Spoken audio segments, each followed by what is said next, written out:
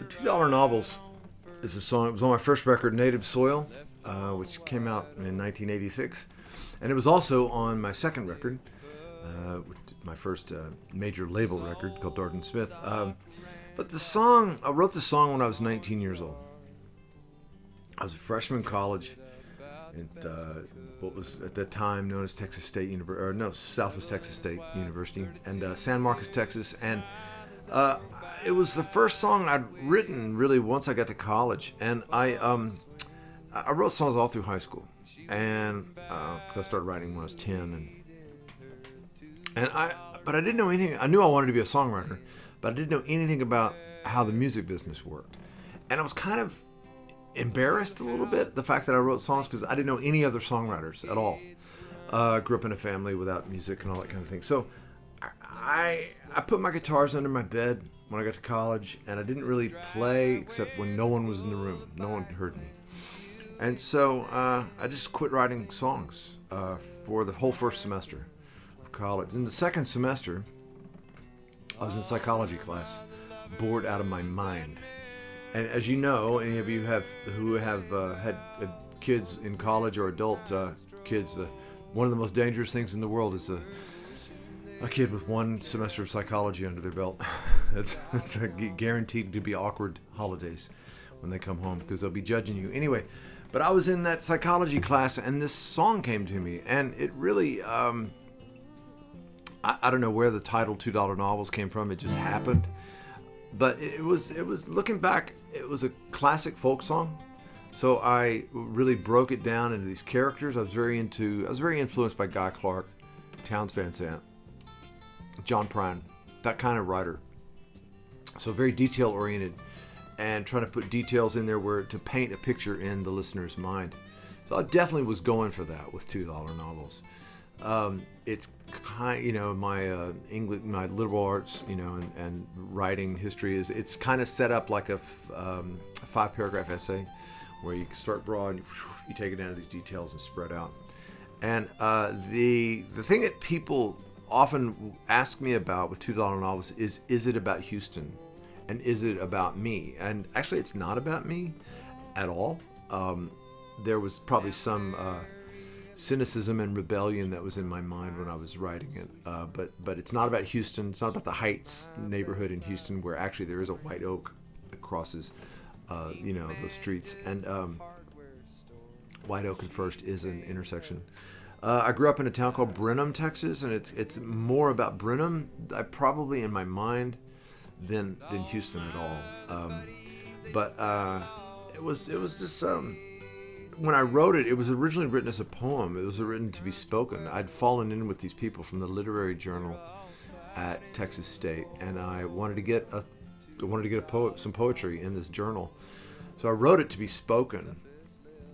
After I went to this meeting and I read it, and the person who was who ran the poetry department, she said, "Oh man, we're going to put that in the book." Then I went and put it to music.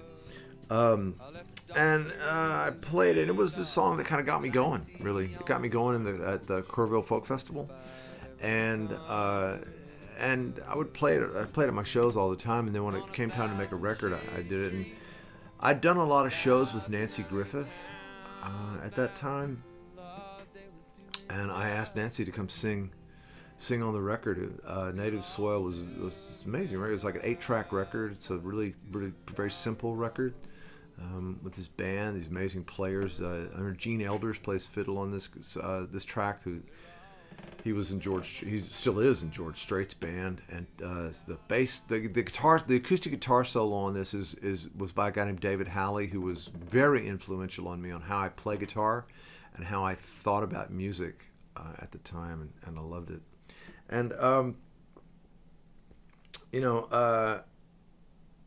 It was amazing how that. So I wrote this song when I was 19, which means I've been singing this song because I'm 58 now, 59. Sorry, 59.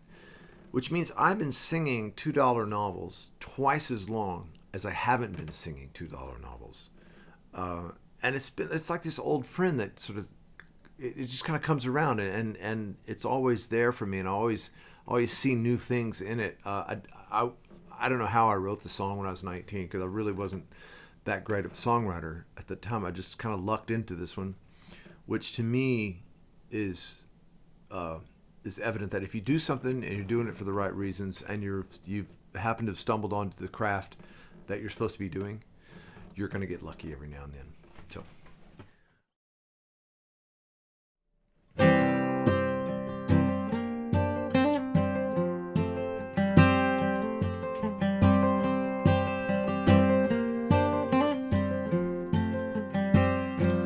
I turned right on first, left on White Oak, back to my old neighborhood. I saw old Doc Randolph, his mourner's yard, kept it up about the best he could. Evelyn and his wife at 32, she smiled as I drove by. She waved from her front porch swing. Then she went back to reading her $2 novel, playing with her wedding ring. A few houses needed painting, a few gates were unhinged. Generally, they look the same. The driveways are full of bikes and those Buick sedans, the things that no good American would claim. All those other lovers that married for cover, lays out for the sacred nightly stroll. They were wishing they were characters in a $2 novel, wishing for their weight in gold.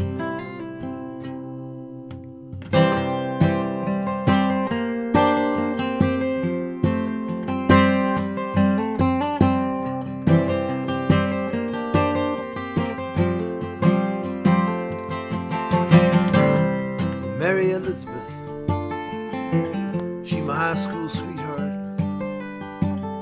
She married my best high school friend. He manages the hardware store.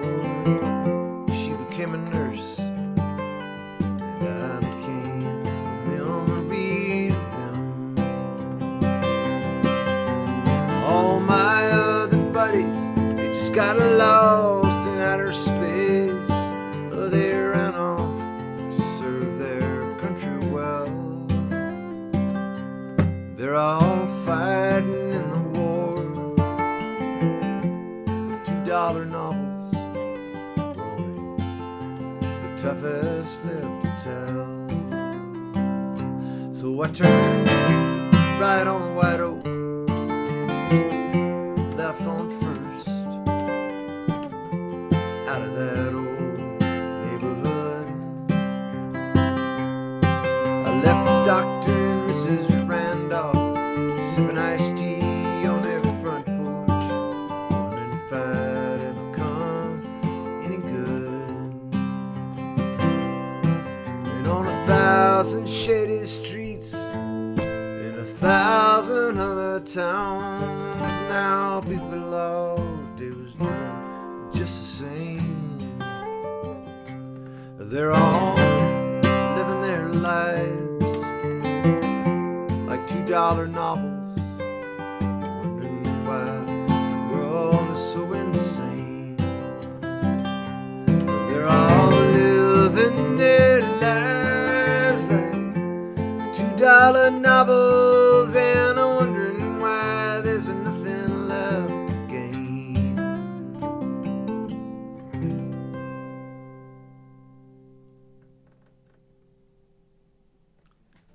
$2 novels.